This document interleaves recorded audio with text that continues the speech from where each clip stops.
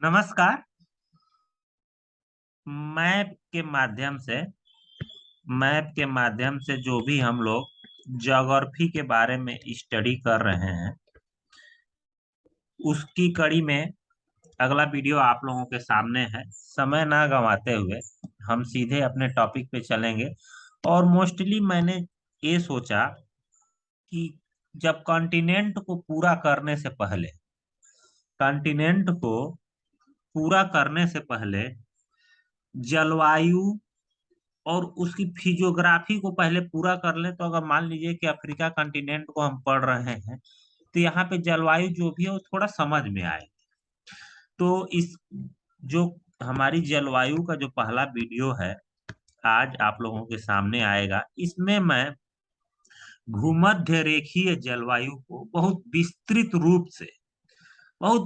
रूप से मैं आप लोगों के सामने डिस्कशन करने वाला हूं।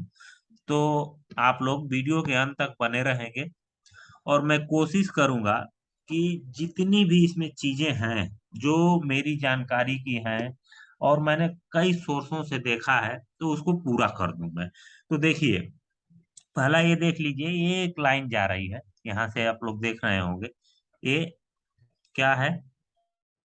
ये हमारी विषुवत रेखा है, ठीक है। विषुवत रेखा है, और इसी विषुवत रेखा के इर्द गिर्द जो जलवायु होती है उसे हम भूमध्य भूमध्य रेखीय रेखीय जलवायु कहते हैं, ठीक है। भूमध्य रेखीय जलवायु, ठीक है। इसका विस्तार कितना होता है, देखिए पहले एक चीज देख लीजिए। ये हमारा नॉर्थ साइड है, ठीक है। ये हमारा नॉर्थ साइड है और ये हमारा साउथ है, ठीक है। ये दोनों चीजें हो गई।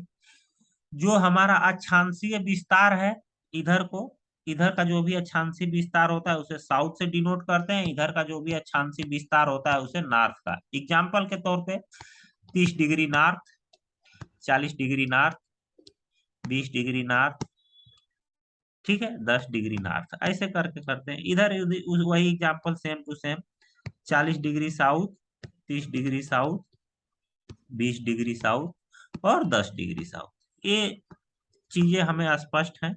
नीचे जैसे भूमध्य रेखा से सीधे साउथ पोल की तरफ जाएंगे तो उधर साउथ के डायरेक्शन से रिप्रेजेंट करते हैं, और नॉर्थ पोल की तरफ जाते हैं तो नॉर्थ से रिप्रेजेंट करते हैं। देखिए, अब जो भूमध्य रेखीय जलवायु है, इसका विस्तार अक्षांश के दृष्टि से बताया गया है और उसी क्षेत्र में पाई जाती है।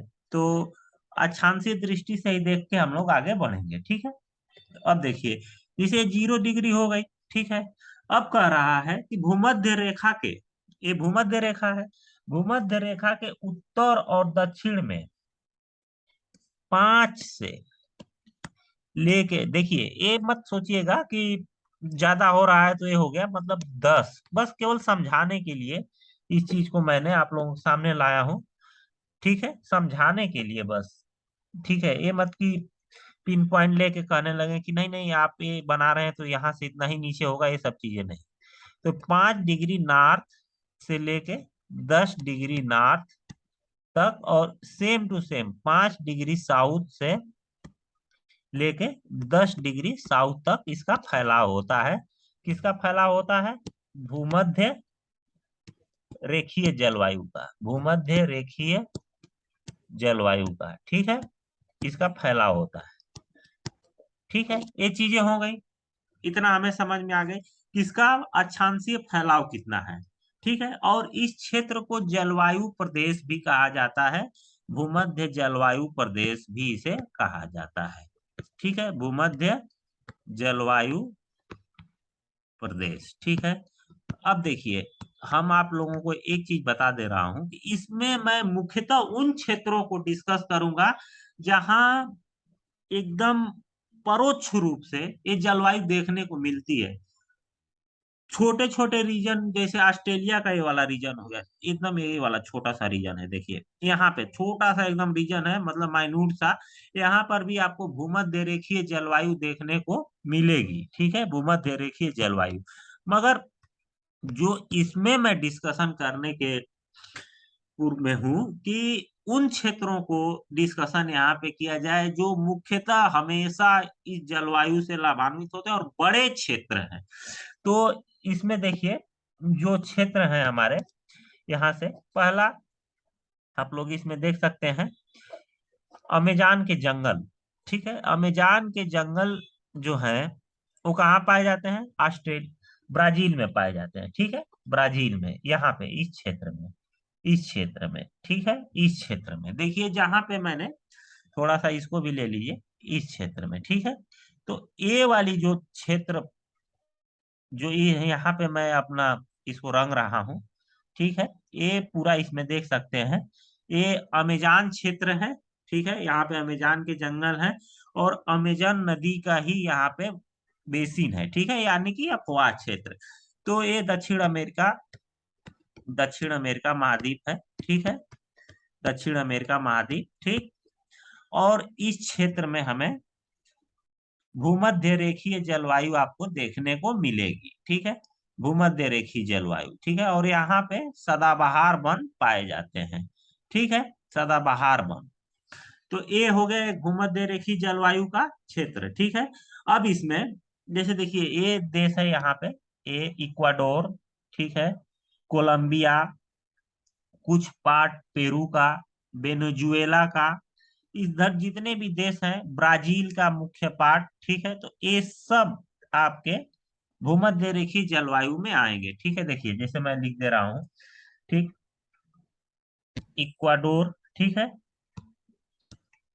इक्वाडोर। ठीक, उसके बाद ब्राजील, ब्राजील, वेनेजुएला, कुछ पार्ट। ठीक है, वेनेजुएला यहाँ पर स्थित है, इसका कुछ पार्ट, कोलंबिया, कोलंबिया। तो देखिए इसको याद करने से बढ़िया है कि जितना अमेजान नदी का अफवाह क्षेत्र है, अमेजान बेसिन है, पूर्वतः वो भूमध्य रेखीय जलवायु को कवर करता है। ठीक है, तो ये क्षेत्र हो गया। ठीक है, उसके बाद आगे चलिए, आगे चलिए। अगला क्षेत्र हमें कहाँ मिलता है? तो अगला क्षेत्र हमें मिलेगा कांगो नदी का बेसिन। कांगो नदी हमारी कहाँ बहती है? जो हमारा पिछला वाला वीडियो जो आया था आप लोगों को अफ्रीका महाद्वीप के बारे में मैंने बताया था, उसमें मैं प्रैक्टिस के बारे में सारी फिजियोग्राफी अफ्रीका महाद्वीप की बताया था।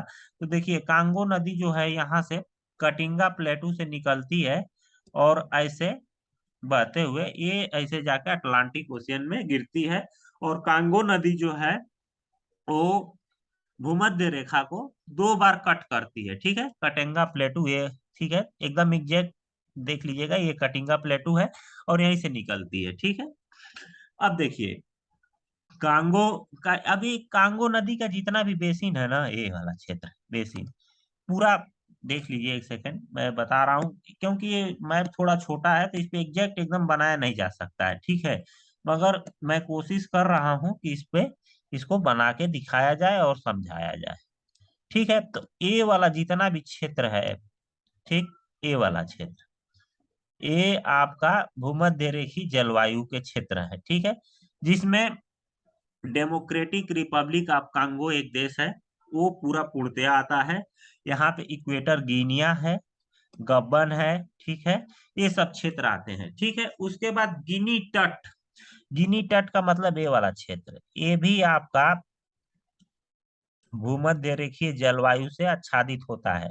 ठीक है, तो ये क्षेत्र हो गया। ठीक, तो इसको भी लेना है। ठीक है, तो आप लोग इसको देख सकते हैं, ये अमेजान का बेसिन, एक कांगो का बेसिन। ठीक है, कांगो नदी का बेसिन।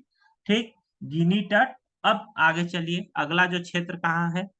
ये देखिए यहाँ पे, ये है हमारा सुमात्रा आइलैंड। ठीक, ये Sumatra island, Borneo island, Java island. ठीक है, और ये है मलय प्रायद्वीप। ठीक है, मलय प्रायद्वीप जहाँ पे मलेशिया देश है। ठीक है, तो यहाँ पर भी आपको भूमध्य रेखीय जलवायु देखने को मिलेगी। तो इसमें जो आपका क्षेत्र आ जाएगा, इसमें जो क्षेत्र आएगा, इसमें आएगा मलय प्रायद्वीप, फिलीपींस। ठीक है, तो देखिए मलय प्रायद्वीप, मलय प्रायद्वीप ये वाला क्षेत्र। ठीक, सुमात्रा आइलैंड, जावा का कुछ पार्ट, बोर्नियो आइलैंड, ठीक है, ये आइलैंड, ठीक है, ये फिलीपींस के कुछ पार्ट, ठीक है, और इधर ये ये सभी जो हैं, ये आपको भूमध्य रेखीय जलवायु यहाँ इस क्षेत्र में पाई जाती है, और ये एशिया महाद्वीप के पार्ट हैं, ठीक है। तो ये चीजें हो गई। अब उसके बाद आप लोग यहाँ पे देखिए, यहाँ पे एक चीजें हैं जो सेंट्रल अमेरिकी देश है, सेंट्रल अमेरिकी देश, जैसे इस क्षेत्र में यहाँ पे कौन कौन है?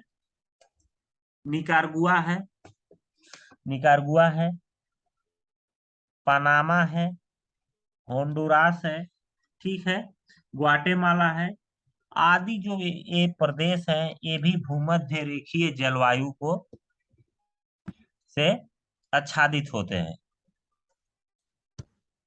ठीक है, भूमध्य रेखीय जलवायु, ठीक है। तो ये तो हो गया हमारा क्षेत्र, कहाँ कहाँ पे भूमध्य रेखीय जलवायु फैली हुई है। अब विशेषता क्या है भूमध्य रेखीय जलवायु की? भूमध्य रेखीय जलवायु की विशेषता क्या है उसके बारे में जानेंगे, ठीक है। तो भूमध्य रेखीय जलवायु की विशेषता के बारे में जानते हैं, ये आप लोग देख लीजिएगा। देखिए, ज्योग्राफी को मैप के माध्यम से पढ़ना ज्यादा हितकर होता है, ठीक है। अब इसकी विशेषता क्या है? तो लगभग में ये जो क्षेत्र है, पहले इस क्षेत्र को देख लीजिए, यही क्षेत्र है जहां पे भूमध्य रेखीय जलवायु पाई जाती है, ठीक है, ये क्षेत्र विशेष कर, ठीक। तो यहाँ पे मौसम एक समान होता है, मौसम एक समान होता है, एक समान होता है, ठीक है, मौसम एक समान होता है। तापांतर यानी कि टेम्परेचर में जो अंतर होता है बहुत कम होता है। तो इसे देख मान लीजिए कि इस क्षेत्र का जो औसत तापमान है, औसत तापमान वो 27 डिग्री है, ठीक है। और इसमें जो अंतर होता है ना, प्लस माइनस 2 डिग्री का, ठीक है, यानी कि 25 डिग्री मिनिमम और 29 डिग्री मैक्सिमम, 30 भी जा सकता है, ठीक है, उसमें कोई दिक्कत नहीं है, मतलब एक एग्जाम्पल के तौर पे। तो ये चीजें हो गई। अब देखिए, जब जहां पे 25 डिग्री और 29 डिग्री का अगर टेम्परेचर है, तो वहां पे सर्दी या फिर कह सकते हैं शीत ऋतु नहीं रहेगी। तो यहाँ पे शीत ऋतु शीत ऋतु नहीं पाई जाती, नहीं पाई जाती है, यानी कि इस क्षेत्र में शीत ऋतु नहीं पाई जाती है, ठीक है, इस क्षेत्र में शीत ऋतु नहीं पाई जाती है, ठीक है। ये जो है उच्च उच्च आर्द्रता के क्षेत्र हैं, उच्च आर्द्रता के क्षेत्र हैं, यानी कि यहाँ पे आर्द्रता बहुत ज्यादा रहती है, यानी कि नमी, जो वायु की नमी रहती है बहुत ज्यादा रहती है, और ये लगभग में 80% होती है, ठीक है, इसको ध्यान रखना है, ठीक है।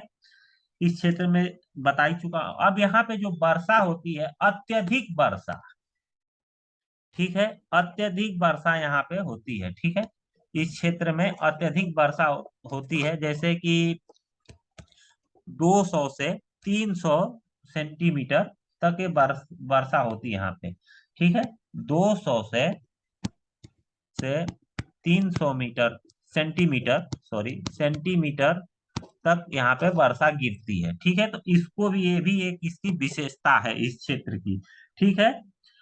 अत्यधिक वर्षा होने के कारण इस क्षेत्रों में दलदल पाए जाते हैं, अत्यधिक वर्षा होने के कारण इस क्षेत्रों में दलदल पाए जाते हैं, ठीक है। तो इस चीज को भी आपको ध्यान रखना है, ठीक है, दलदल पाए जाते हैं, ठीक, दलदल पाए जाते हैं। तो इस क्षेत्र की तो विशेषता हो गई। अब इसके बारे में जो यहाँ पे प्राकृतिक जो वनस्पतियां हैं, प्राकृतिक वनस्पतियों के बारे में जानिए।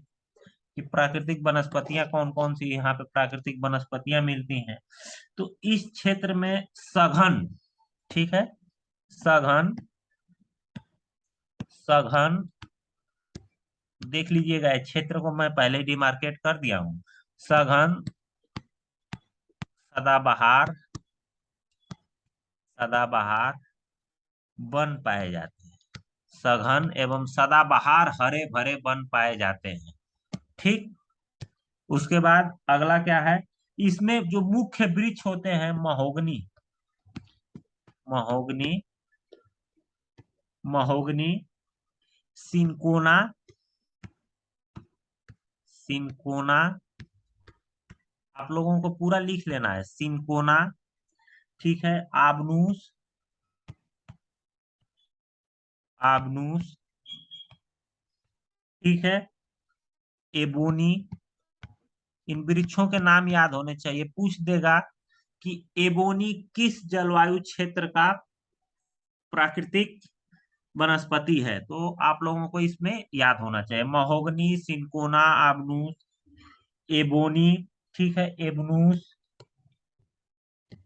एबनूस, ठीक है, एबनूस के बाद चंदन, चंदन, ठीक है, रबड़, रबड़ के पौधे, ठीक है। तो ये जितने भी वनस्पतियां बताए हूं, 1, 2, 3, 4, 5, 6, 7, इन सातों के नाम आप लोगों को याद होने चाहिए। देखिए मैं ये नहीं कह रहा हूं कि इसके अलावा नहीं होंगी, बहुत सारी होंगी, इतनी ज्यादा होंगी कि हम, मगर ये मुख्यतः ये हैं जिनको हमें याद रखना है, ठीक है। ठीक, इधर इसी क्षेत्र में प्राकृतिक रबड़ भी पाए जाते हैं, ठीक है, प्राकृतिक रबड़, ठीक है, ये तो सभी लोग जानते हैं, प्राकृतिक रबड़ पाए जाते हैं, ठीक है। ये सब चीजें हो गई, ठीक। और इसमें इस क्षेत्रों और इस पौधों की जो विशेषता क्या है, जो मुख्यतः प्राकृतिक दृष्टि से और मानव जीवन से देखा जाए, तो ये पौधे इकोनॉमी के लिए तो काम कर ही रहे हैं, ठीक है। इनको डिफॉरेस्टेशन करके, काट के लोग तरह तरह के फर्नीचर वगैरह जो भी यूज हो रहा है, इनको कमर्शियल दृष्टि से कर ही रहे हैं। उसके अलावा इन वनों से, ये वन जो है पृथ्वी के 6%, 6% एरिया पे, एरिया पे ये फैले हुए हैं, मगर पूरे पृथ्वी पे 40% जो ऑक्सीजन का उत्सर्जन है इनके द्वारा होता है। यानी कि इन क्षेत्र में जो वन है 40% अपना कंट्रीब्यूशन देते हैं ऑक्सीजन के रूप में। इसीलिए कहा जाता है कि अमेजान के जो जंगल हैं वो पृथ्वी के लंग्स हैं, यानी कि फेफड़ा है, ठीक है। अमेजान के जो जंगल हैं वो पृथ्वी के फेफड़े हैं, ठीक है। तो इस चीज को भी आपको ध्यान रखना है, ठीक है। अब इस क्षेत्र में कौन कौन सी जनजाति पाई जाती हैं, इसके बारे में भी जान लीजिए, क्योंकि जन नेटिव लोग जो हैं वो इधर इस क्षेत्र में निवास करते हैं। तो इसके बारे में भी बता दे रहा हूँ, और उसके साथ ही उनके क्षेत्रों का भी नाम मैं बताऊंगा, जिससे मतलब आप लोगों को याद करने के लिए काफी ज्यादा आसानी होगी। तो देखिए जनजाति में, ठीक, जनजाति, ठीक है, इस क्षेत्र में नेटिव लोग निवास करते हैं। तो एक है पिग्मीज, ठीक है, पिग्मीज, ठीक, पिग्मीज जो है एक कांगो नदी के बेसिन क्षेत्र में पाए जाते हैं, ठीक है। कांगो नदी के, कांगो नदी के बेसिन, बेसिन क्षेत्र में, ठीक, कांगो नदी के बेसिन क्षेत्र में, ठीक है। तो ठीक, कांगो नदी का जो बेसिन क्षेत्र है कहाँ पर है, आप लोग ये बताइए। कांगो नदी का जो बेसिन क्षेत्र है कई बार बताया जा चुका है। तो ये कांगो नदी का जो बेसिन क्षेत्र है, यहाँ पे आपको पिग्मीज मिलेंगी, ठीक है, पिग्मीज जनजाति के लोग, ठीक। उसके बाद अमेजन इंडियन, ठीक है, एवं देखिए अमेजन, अमेजन इंडियन एवं एवं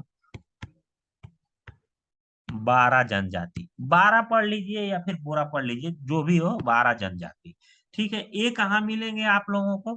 तो ये मिलेंगे अमेजान के बेसिन में। ये अमेजान का जो बेसिन है, यहाँ पे मिलेंगे ये लोग। ठीक है, अमेजन इंडियन एवं 12 जनजाति के लोग, ठीक, इस क्षेत्र में। ठीक है, अगला जो है डायक। ठीक, डायक जो है आपको बोर्नियो में मिलेंगे। ठीक है, डायक ये कहाँ मिलेंगे?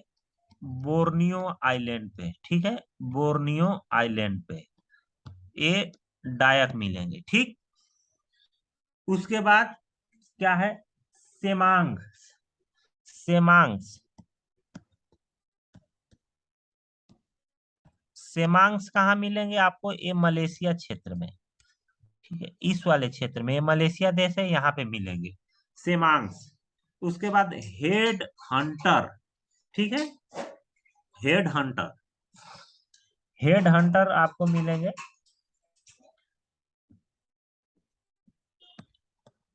हेड हंटर जो है, हेड हंटर। ठीक है, ये ये जो मिलेंगे हेड हंटर एवं पपुआ, ये दो जनजाति हैं। ये भी दो जनजाति थी, हेड हंटर एवं पपुआ। ठीक है, ये आपको मिलेंगी पपुआ न्यू गिनी में। ठीक है, न्यू गिनिया, न्यू गिनिया में मिलेगी, तो इसको याद रखना है। ठीक है, न्यू गिनिया में। ठीक, उसके बाद जो अगला है वेडास। ठीक है, ये जो है वे वेडास। वेडास जो है श्रीलंका में मिलेंगे आपको। ठीक है, श्रीलंका में। ठीक, उसके बाद सकारी। ठीक है, एक बच रहा है सकारी। सकारी जनजाति कहाँ मिलेगी आपको?